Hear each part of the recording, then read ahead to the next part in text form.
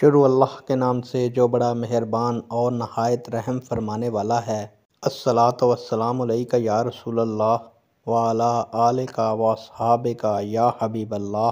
السلام علیکم معزز ناظرین و سامعین، امید کرتا ہوں کہ آپ سب اللہ کے فضل و کرم سے ٹھیک ہیں اور اللہ تعالیٰ سے دعا کرتا ہوں کہ اللہ تعالیٰ آپ لوگوں کو خوش و خرم رکھے اور آپ کی تمام تکالیف پریشانیوں کو دور فرمائے۔ آج کی ویڈیو کا عنوان ہے اعتکاف کیا ہے، اعتکاف کے معنی اور اس کی اقسام۔ امید کروں گا کہ یہ معلومات آپ کے علم میں اضافہ فرمائے گی اور آپ اس ویڈیو کو شیئر کریں گے، چینل کو سبسکرائب کریں گے تاکہ دوسرے لوگ بھی اس معلومات سے مستفید ہو سکیں۔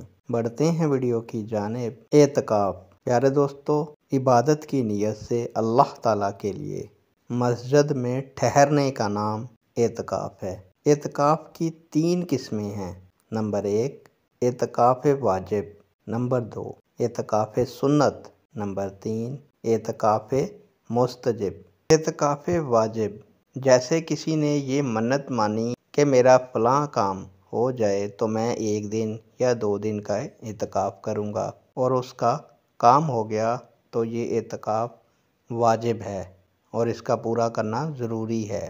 اور اعتکاف واجب کے لیے روزہ شرط ہے، بغیر روزہ کے اعتکاف واجب صحیح نہیں۔ اعتکاف سنت موقدہ، دوستو رمضان المبارک کے آخری 10 دنوں میں کیا جانے والا اعتکاف اعتکاف سنت کہلاتا ہے، یعنی 20ویں رمضان المبارک کو سورج ڈوبنے سے پہلے اعتکاف کی نیت سے مسجد میں داخل ہو جائیں اور 30 رمضان شریف کو سورج ڈوبنے کے بعد یا 29 رمضان کو چاند نظر آنے کے بعد مسجد سے نکلیں۔ یاد رکھیں اعتکاف سنت موقدہ کفایہ ہے، اگر کسی محلے یا گلی کے سب لوگ چھوڑ دیں تو سب آخرت کے مواخذہ میں گرفتار ہوں گے، اور اگر کسی ایک شخص نے بھی اعتکاف کر لیا تو سب آخرت کے مواخذہ سے بری ہو جائیں گے۔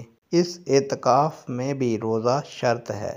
نیک دعاؤں کے ساتھ آپ سے اجازت چاہوں گا۔ اللہ تعالیٰ آپ کا اور میرا حامی و ناصر ہو۔ اللہ حافظ۔